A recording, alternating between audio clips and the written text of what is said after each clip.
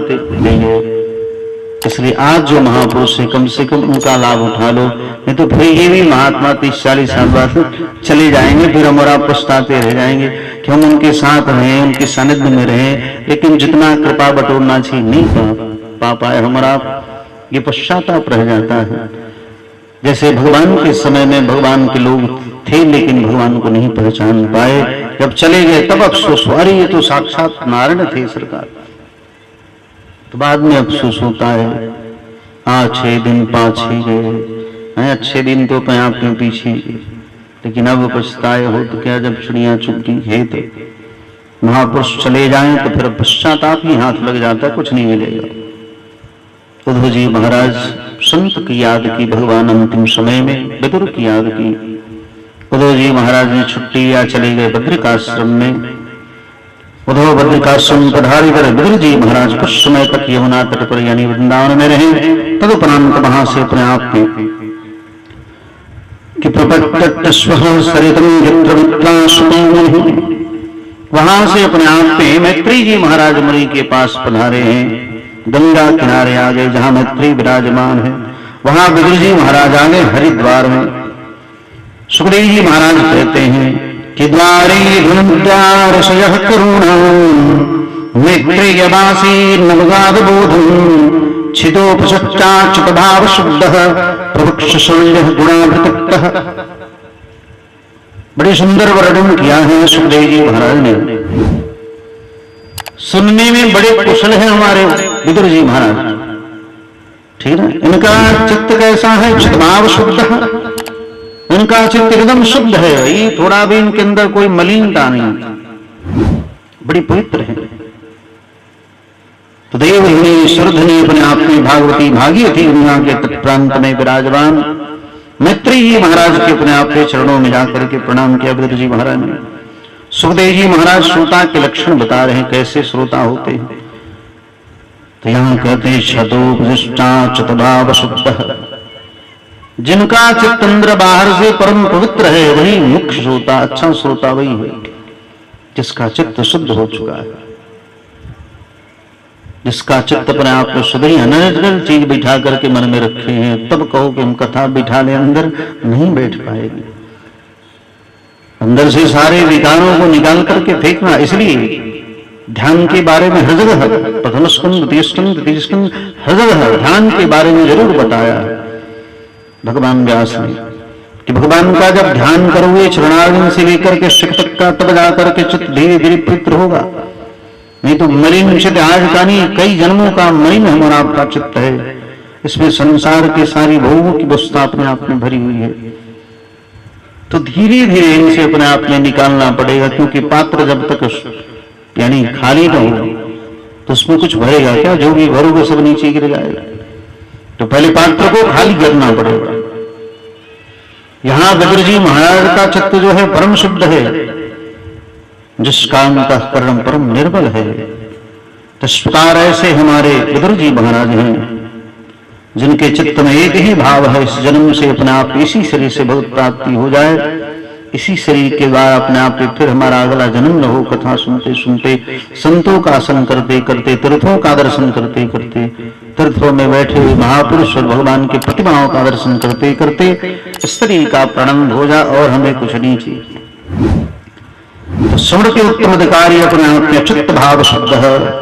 दूसरा भाव माने भक्ति, भाव माने भक्ति या फिर प्रेम भगवान में।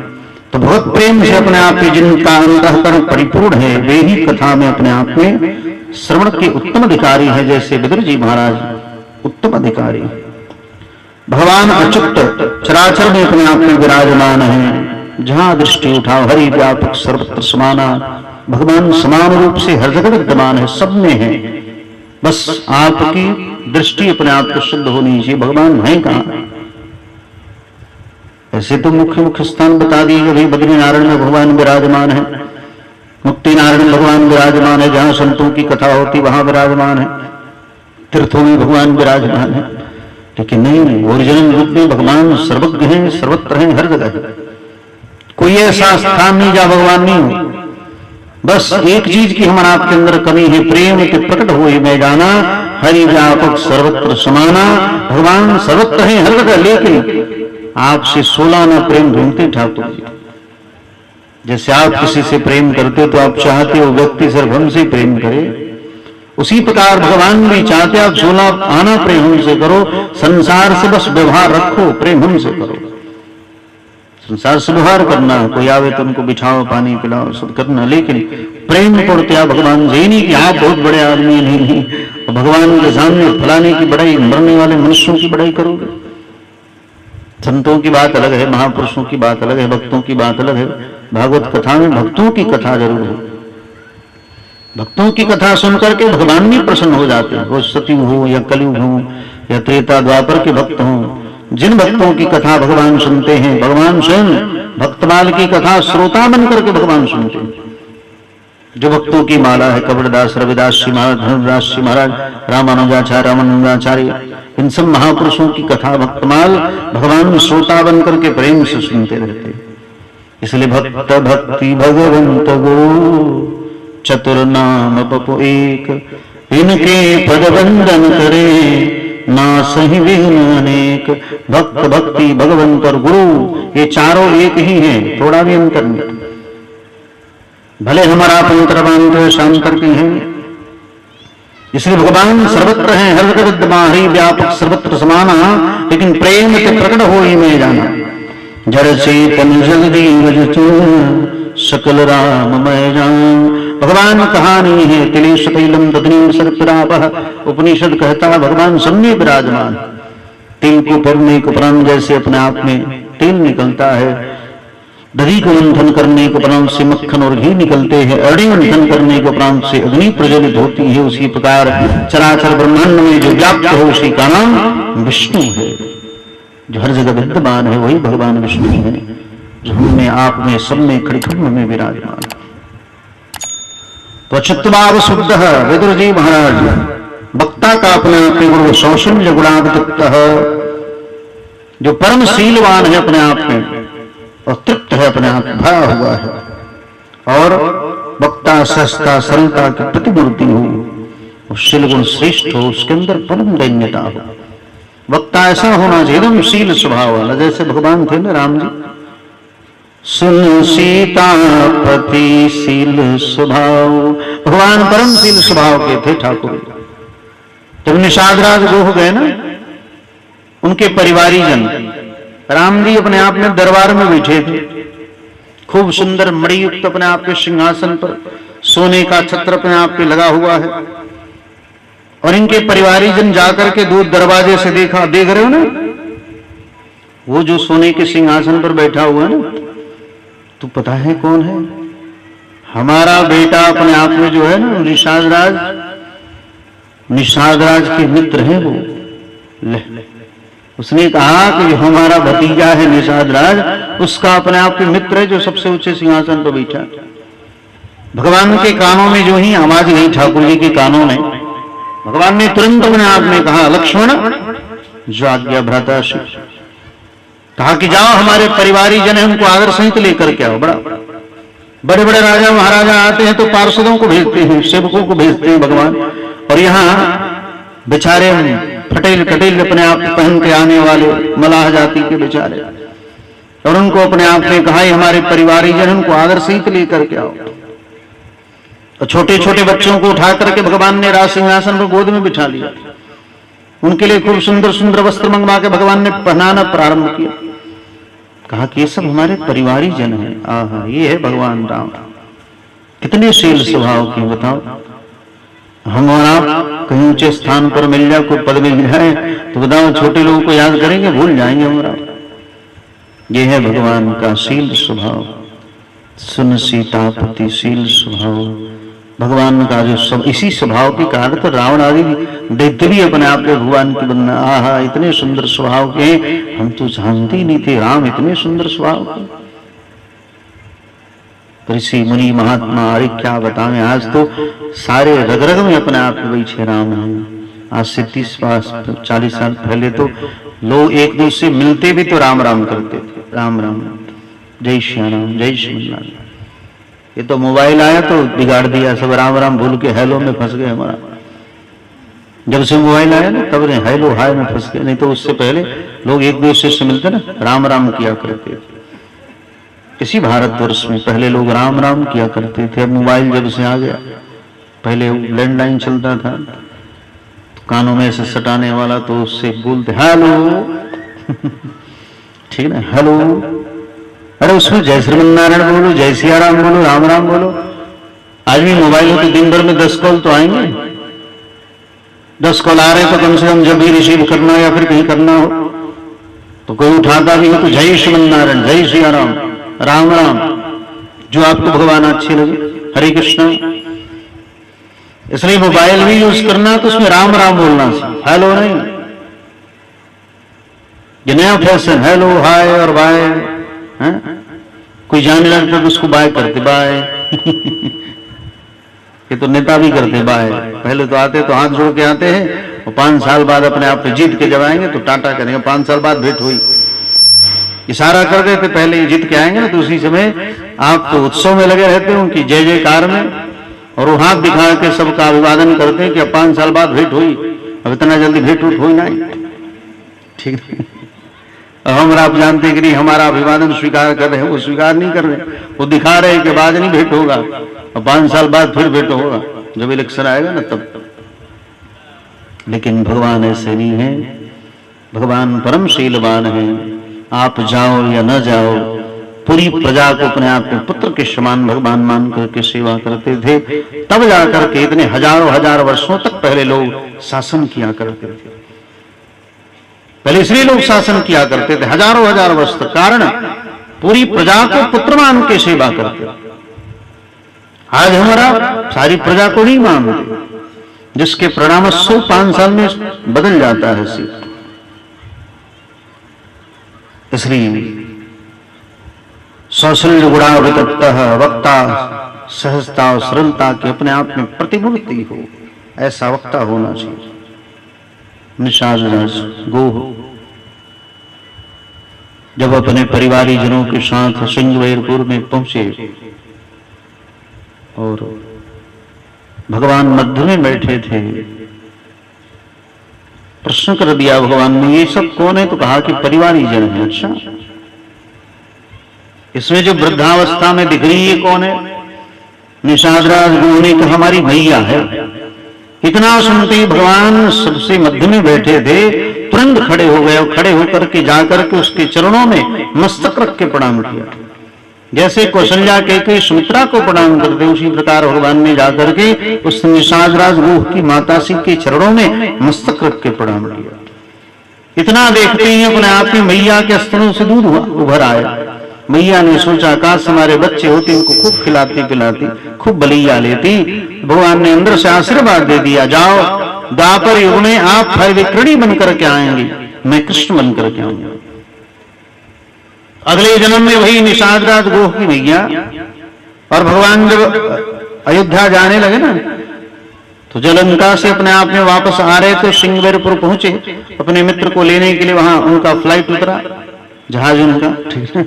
उस समय भी बड़ी सुंदर जहाज था, पुष्पक विमान आदि थे। तो वहां उतरा तो निषाद राज गोह को लेकर के चलने लगे। उसी मैया फल लेकर के दौड़ी टोकरी में, अरे राम जी हमारे कुछ फल खाई लो। भगवान ने कहा फल खाने की चिंता छोड़ मैया, अगर थोड़ा भी विलंब हुआ तो हमारा भरत अपने आप पे चिता में जल करके भस्म हो जाएगा। इसलिए आज ये फल नहीं, आपका फल मैं द्वापर युग में जब आप फल विक्रणी बन करके आऊंगी और मैं कृष्ण बन करके आऊंगा, तब आपका फल खाऊंगा। आज तुम्हारे फल के चक्कर में हमारा भरत चला जाएगा। क्योंकि थोड़ी भी अपने आप में विलंब हुई, भरत ने वचन दिया है, थोड़ा भी विलंब हुआ तो हम तुरंत अपने आप में चिता बोझ करके, चिता तो बोझ दी गई थी, बस उसमें आग लगाना था। इस प्रकार ऐसा प्रेम है भाइयों का। तो वही फल विक्रणी, इतने शील स्वभाव के भगवान हैं, उन्होंने अगले जन्म में फल विक्रणी बन करके आई और उसके ऊपर भगवान ने कृपा की है। फल बेचने वाली बेचारी बन के आई थी। ठाकुर उस समय मात्र अभी 5-7 साल के थे। ठाकुर जी छोटी अवस्था थी, इतने छोटे छोटे अंजुल ठाकुर जी फल विक्रणी बन करके आई। फल ले लो, फल ले लो, चिल्लाने लगी फल ले लो। कन्हैया अपने आप में बाहर आए तो जानते हैं कि पूर्व जन्म की कौन है भाई, भले वो जाने या न जाने, भगवान को सर्वज्ञ सब जानते। मैया से थोड़ा सा धान लेकर के आए, अन्न लेकर के आए घर से, अन्न लेकर के जो ही अपने आप पे गए, उसने कहा कि इतने में इतना फल लोगे? और उसमें भी जाते जाते पूरे अनाज तो गिर गए, 2-4 दाने रह गए बस हाथ में, अंजल में छोटे छोटे अंजल है। उसने कहा बस एक बार मैया बोल दे तू सारा फल ले जा, एक बार हमारी गोदी में बैठ करके मैया हो, तो यूं कौन सी बड़ी बात है। तुरंत ठाकुर जी महाराज अपने आप में गोदी में बैठ गए, उसकी ठुड्डी को पकड़ा और कहा कि अरे मैया। जो ही ठाकुर जी ने मैया बोला, वो तो पूछो मत, फल विक्रणी वाली अपने आप में बेचारी बड़ी आनंदित हो गई। ये तो पूर्वजन्म की वही थी, निषाद राजगो की मैया। ठाकुर जी ने धीरे से अपने आप में मैया बोला, ठुड्डी पकड़ करके प्रसन्न हो गई और भगवान के अंजल में अपने आप में सारे जितने टोकरी के फल थे, मैया ने कहा आम ले लो, अनार ले लो, सेब ले लो, केला ले लो, नाशपाती ले लो, सब ले लो। एक अंजल में एक टोकरी के फल आ गए। सोचो, ये है भगवान। ठाकुर जी महाराज एक अंजल में ही जितने फल थे टोकरी के, एक अंजल में अपने आप में सारे फल प्रविष्ट हो गए अंदर। यह है ठाकुर जी का, यह है भगवान। भगवान की भगवत्ता इसी में छिपी है। एक अंजल में एक टोकरी फल, बता हमने की कितनों भरी भरी हो, हमने तो फाड़ रोके कपड़े में डाल दा, ठीक है, फड़वा में डाल दी। ठाकुर जी महाराज एक अंजल में अपने आप सब जैसे अगस्त ऋषि जी महाराज एक अंजल में सारे सागर को पी गए। सदा 2-4 लीटर, 10,000 लीटर, 50,000 लीटर नहीं, कता नहीं, पता नहीं, किसी का लिमिट नहीं कितना उसमें जल है, सारे जल को एक अंजल में पी गए। जन्म ऋषि जी महाराज ओम केशवाय नमः, ओम नारायण माधवाय नमः 3 आचमन में अपने आप गंगा को पी गए। धरती परीक्षित महापुरुष पावरफुल। अंत में फल विक्रणी के टोकरी में 2-4 जो अन्न के दाने थे, जो ही टोकरी आगे घर गई बेचारी, घर जाकर के देखा तो सारा अपने आप में मणि रत्नों से अपने आप में पूरा टोकरी भर गई। फल विक्रणी के ऊपर भगवान ने कृपा की द्वापर युग में आकर के, क्योंकि भगवान सबकी मनोकामनाओं को पूर्ण करने वाले। जिसके मन में जैसी कामना, यज्ञनारद भी भगवान, यज्ञनारद दक्ष भगवान, जिसकी जैसी मनोकामना, जिसकी जैसी श्रद्धा होगी वैसी कृपा करते हैं यज्ञनारद 5 दिनों में। प्रेम से अगर भगवान की भक्ति करोगे तो प्रेम मिलेगा, देश से करोगे तो देश का फल देश से मिलेगा। इसलिए जो जैसी कामना से अपने आप में भगवान की सेवा में लगे रहते हैं, किसी को कुछ बनना है तो वो भी उसी रूप से सेवा करे तो उसके ऊपर भी कृपा हो जाती है। यज्ञनारायण पक्ष भगवान है साक्षात। इसलिए लेकिन एक चीज की कमी है, आज जो भी आ रहा है सब मिलावटी आ रहा है, ठीक है ना। इसलिए इतने अनुष्ठान होने के उपरांत भी हमारा आपकी बुद्धि चेंज नहीं हो रही है। कारण क्या है? जो शुद्ध घी है वो घी भी अपने आप में सब डुप्लीकेट आते हैं। हमेशा मार्केट में हल्ला होते रहते, भाई इसमें चर्बी मिलाई गई, ये मिलाया गया, वो मिलाया गया। सही में बड़ी दूषित घी है, ठीक है ना। इसलिए कई प्रकार के घीओं का अपने आप में उपयोग न हो। यज्ञानुष्ठान पातंजल का हो, रामदेव बाबा का अपने आप में घी तो वहां देसी आए हैं, वहां से जो लॉन्च हो रहा है ना तो वो शुद्ध हो सकता है, ठीक है। अब बीच में कोनो 2 नंबर के बनाई थे, रामदेव के स्टिकर लगाई थे, भगवान ने जाने भैया बड़ी तेज है लोग, धरती पे इतने तेज लोग हो गए पूछो मत। डुप्लीकेट बनाने में तो सोचना है नहीं, कुछ भी डुप्लीकेट बनाई दे। चाइना वाले तो फल भी बनाई देते डुप्लीकेट, प्लास्टिक के चावल, प्लास्टिक के पात गोभी, प्लास्टिक के फल हैं। अब जब प्लास्टिक के खाइबे तो बताओ क्या हुई, रोग का घर ही तो है सब। तो डुप्लीकेसी में अपने आप बहुत लोग चल खूब डुप्लीकेट बना रहे, लेकिन प्रयास करना चाहिए कि अपने आप में वही पतंजलि का ही घी हो, या फिर जहां से हम लोग घी मंगाते हैं वो घी अपने आप में शुद्ध बनाया जाता है। इस प्रकार, या फिर आज पथमेड़ा सबसे बड़ी गौशाला, इस भारतवर्ष की सबसे बड़ी गौशाला पथमेड़ा, जहाँ दशरणानंद जी महाराज हैं, वहां भी अपने आप में अनेक प्रकार के पदार्थ, कम से कम 3-4 लाख वहां गायें हैं। तो उस गायों का जो भी दूध अपने आप में निकलता है उससे पाउडर वाला दूध बनता है, या फिर अनेक प्रकार के मिष्ठान और घी बनाए जाते हैं वहां, और उसका सप्लाई होता है चारों तरफ। तो उसमें अपने आप में 100% अपने आप को शुद्ध है। तो ऐसे महापुरुषों की कृपा से अपने आप में जहां जहां संतों का आश्रम आदि है, गोवंश है, वही शुद्धता बची। नहीं तो हर जगह अपने आप में मिलावट, कोई ऐसा चीज ना हो जिसमें मिलावट न हो। घर में आप जो भी खा रहे हो ना, दाल चावल रिफाइन तेल आदि जो भी खा रहे सब में मिलावट हो गया। इसलिए आज सबसे अधिक लोग रोगी हो रहे हैं। पहले मोटे मोटे अनाज को खा करके लोग खूब बड़े बड़े पहलवान हुआ करते थे। बाजरा की रोटी चबा चबा करके लोग पहलवान हो जाते थे। और आज कितना मुलायम हमने की रोटी खाते हैं, वो कहें कि हमारे पास तो हमेशा लोग केस लेके आते, स्वामी जी मैं दही में दर्द वाला, ऊपर से नीचे तक सारे शरीर में ही दर्द है। वो दर्द नहीं है, सारे शरीर में अपने आप में गैस भरा हुआ है। गैस ही दर्द है भाई, हड्डी हड्डी में अपने आप में गैस पहुंचा हुआ है। क्यों? खाद का अपने आप में अन्न ले रहे हो आप, खाद की अपने आप में दवा, और दवा और खाद से युक्त अपने आप में जो अन्न ले रहे हो, फल ले रहे हो हमारा, इसलिए ये अन्न फल जो भी ले रहे हो सब अपने आप को दूषित, जिसके परिणाम स्वरूप आप रोगी होते जा रहे हो। ठीक है, इसलिए तो महात्मा अपने आप ये सब संत अनेक महापुरुष फलहारी रहते हैं। वही फल गिने चुने फल, लेने की कोई भी फल, जैसे अनार है उसमें अपने आप में कोई दोष नहीं। ठीक है, अनार ही एक ऐसा है जिस फल में अपने आप में कोई दोष नहीं हो। जितने फल है ना ये सब में दोष है, केला हो आम हो, ठीक है ना, ये सब कार्बाइड आदि से बनाए जाते हैं। एक अनार ही एक ऐसा है जिसको हम सालों भर लेते हैं, एक अनार सुबह एक अनार शाम। तो लोग अनार ही लेके आते हैं अधिक, चलो चलो स्वामी जी अनारे ना खाए ना।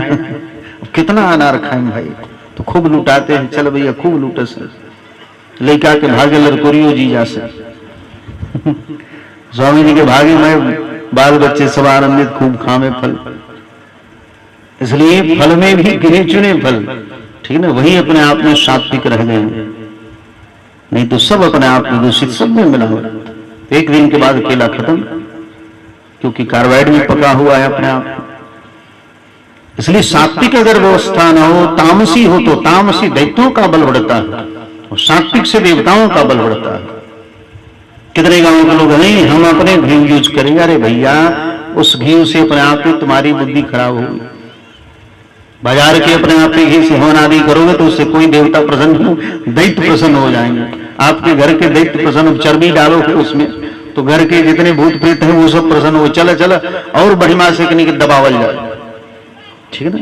तो घर के जितना भूत प्रेत और दबाई है संतोर आगे, और तब स्वामी जी के पास आओ, स्वामी जी भूत धैले बा, मगर स्वामी उतना भूत उतना ही नहीं, दर्शन से ठीक हो जाए तो अच्छा है, नहीं तो फिर भूत झाड़ने वाले सब आ रहे हैं यज्ञ में।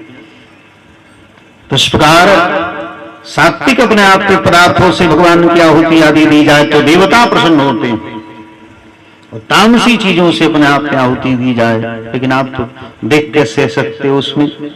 इसलिए कम से कम पतंजलि योग का जो अपने आप में घी है, या फिर अनेक चलता है एक मार्केट में, उसमें भी कई प्रकार के आगे, अनेक के नाम बदल करके कई आगे उसमें, ठीक है। इस प्रकार देख करके मूल जो अपने आप में शुद्ध है उसी को हम आप ग्रहण करें या फिर लें, तब जा करके बुद्धि सात्विक होगी। नहीं तो हर चीजों से अपने आप में रोग ही रोग फैलता जाएगा। तो मिलावट के संसार में अपने आप में सब लोग पैसा के लोग ही मिलावट करके 2 नंबर की चीज को 6 नंबर बना के बेच रहे हैं सब। इतनी इतनी छोटे छोटे शुद्ध के लिखे हैं, एकदम डलडा हो, पूरा डलडा 100% डलडा है। छोटी छोटी डिबिया में गोपाल घी, तो ये घी तो वो घी, है भगवान कितना घी।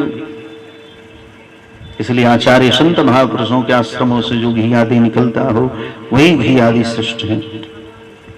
पहले तो घर घर में घी मिलता था। एक बार घी क्या बताएं, पहले बचपन में याद है जब घी खराया जाता ना, मैं मोहल्ला गमक जाएगा, पूरा मोहल्ला एकदम गंगम गंगम करेगा। सोनाचूर के चावल बन जाए तो दूर से ही अपने आप में सुगंध आएगा। अब तो सोनाचूर का लिक्विड आ गया, चावल कैसा भी हो उसमें केमिकल डालो, एकदम सोनाचूर से सुगंध आवत। वाह, कितने तेज दिमाग के हैं सब मिलावटी करने वाले हैं। कुछ चीज का भी अपने आप में स्वाद बनाएंगे तुरंत। इसलिए चित्त शुद्ध हो और सरलता के प्रतिमूर्ति हो, जो वक्ता हो, भगवान की कथा सुनाने वाले। शंकर भगवान परम शीलवान है, भृगु जी महाराज, ये सब महापुरुष सब शीलवान। शंकर जी महाराज स्वयं अपने आप में, दक्ष सभा में कितना विरोध हुआ। दक्ष जी महाराज, दक्ष के अपने आप में धमाद है सरकार, दक्ष की 16 पुत्रियां, 13 पुत्रियों का विवाह धर्म के साथ हुआ था। स्वाहा नाम की कन्या का विवाह अग्नि के साथ हुआ। सुधा अरेमा के साथ ब्याही गई, जो पितरों के राजा है अरेमा। यही पितरों के राजा अरेमा जब मंडप के साप के द्वारा धर्मराज 3 रूप में आए थे, पता है ना 3 रूप में, मंडप के साप के द्वारा धर्मराज 3 रूप में आए थे, भुलाई गए से विदुर जी महाराज, सुपच वाल्मीकि, युधिष्ठिर के रूप में। उस समय अरेमा जो थे, पितरों के राजा अरेमा, वही अपने आप में वहां शासनकाल संभाल रहे थे उस समय तक। इस प्रकार और सबसे छोटी पुत्री का नाम सती था, जिनका विवाह भगवान रूत भवन भोलेनाथ के साथ शिव के साथ हुआ था। तो भरी सभा में अपने आप को परम शीलवान भगवान शिव भी हैं। ससुर जी अपने आप में गाली देते रह गए। शिवजी महाराज ने सोचा ससुर जी गाली देने दो, दामाद काहे को दे बजाए, हम काहे को देने गए, ससुर जी अपनी वाणी गंदी करने तो हम चुपचाप बैठे रहे। शिवजी महाराज को बड़ी उल्टा सीधा बोला, अरे इसका नाम शिव है, लेकिन अपने भक्तों के साथ हमेशा कपट का व्यवहार करता है। प्रेतवासी घोरेश भूत प्रेत गरीबदाह, ये तो निरंतर भूत प्रेतों के साथ रहने वाला ये अशिव है, नाम इसका शिव है, लेकिन ये पाखंडी अशिव है। निरंतर चिता भस्मलेप धारण करता है, वो भी जलती जलती अपने आप में चिताओं का भस्म लगाता है,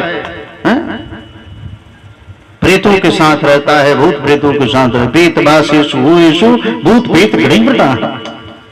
पता नहीं हमारी बुद्धि में क्या है, अपनी मृगनयनी पुत्री का विवाह इस बंदर जैसे नेत्र वाले शिव के साथ हमने कर दिया। पता नहीं हमारी बुद्धि में क्या थी कि मृगनयनी पुत्री का विवाह, अपने आप में सती का विवाह मैंने शिव के साथ, बंदर जैसा नेत्र लेने वाले शिव के साथ अपने आप में कर दिया। शिवजी चुपचाप सुन रहे। बताओ, एकदम शांत संत है शिवजी महाराज। यह है शील स्वभाव। बड़े अगर कुछ बोल रहे ना तो बच्चों को सुनना चाहिए। बड़े अगर घर में बोल रहे माता पिता तो दलील ही नहीं करना चाहिए। वो बोले कि हम बोली विचार लो, नहीं, माता पिता गुरुजन अगर बोल रहे हो तो आपके भलाई के लिए बोल रहे। यहां तो दक्ष उल्टा बोल रहा है ना, लेकिन ऐसे समाज में अपने आप में अगर गुरुजन आचार्य जन अगर कुछ बोलते हो तो आपके अंदर कुछ गलती हो तब बोल रहे, आपके भले के लिए बोल रहे माता पिता गुरुजन। तो वहां बच्चों को चुपचाप सुनना चाहिए, मुड़ी नीचे करके सुनते रहो, कुछ भी बोले चुपचाप सुनते रहो और तदुपरांत उसका अमल करें। यदि कि सुन के अपने आप फिर भूल जाए, फिर उसी काम में लग जाए, नहीं, जाकर के अंदर चुपचाप बैठ करके और सोचना चाहिए आखिर क्यों बोला, हमसे कुछ गलती हुई होगी तब बोला। ऐसा आप सोचोगे तो आप सुधर जाओगे, तो माता पिता भी देखेंगे सुधर रहा है बच्चा तो प्रसन्न हो जाएगा। शिवजी महाराज ने एक बार नहीं बोला, चुपचाप सुनते रह गए। परम शीलवान है शिवजी महाराज। वही नहीं, साप ले भी आ जाओ, आज के बाद तुम्हें यज्ञ अनुष्ठान में कहीं भाग नहीं मिलेगा। अयम तो ये आदेश कर दिया कि जितने देवता हैं सारे देवताओं को यज्ञ में भाग दिया जाएगा, लेकिन तुम्हें भाग नहीं दिया। शिवजी महाराज ने सोचा कि चलो बहुत बढ़िया हो गया भाई, कि जहां भी अपने आप को स्वाहा होता बिना निमंत्रण के जाना पड़ता, ठीक ना। अब तो कहीं आनंद से जाकर के भजन करेंगे, नहीं तो जहां स्वाहा स्वाहा हुआ शिवजी को बिना बुलाए भी जाना पड़ता था। इसलिए दक्ष ने मना कर दिया, आज के बाद तुम्हें यज्ञ अनुष्ठान में कहीं भाग नहीं दिया। सभागण देव देव गणादन, सबको तो भाग दिया जाएगा लेकिन तुम्हें भाग नहीं दिया जाएगा हे शिव। इस प्रकार शिवजी महाराज को यज्ञ से वंचित कर दिया। दक्ष जी महाराज ने भाग नहीं दिए जाएंगे, जाओ यहां से। तब भी शिवजी महाराज बड़े प्रसन्न है, चले गए कहां, कैलाश पर्वत पर लगा दिया कि चलो झंझट दूर हुआ, राम राम करेंगे।